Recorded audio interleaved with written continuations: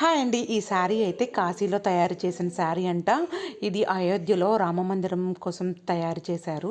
అందులోనూ ఇది రామాయణంలో ఏమేం జరిగింది, ఆ ఘట్టాలకు సంబంధించి ఫస్ట్ నుంచి చివరి వరకు ఏం జరిగింది, ఏంటి దాని గురించి మొత్తం ఫుల్‌గా అయితే ఈ శారీలో వివరించారనమాట. అసలు నిజంగా వాళ్ళ కళకి హ్యాట్స్ ఆఫ్ చెప్పాల్సిందే. అంత బాగా వివరంగా చేయడం అనేది అంత మామూలు విషయం కాదు కదా!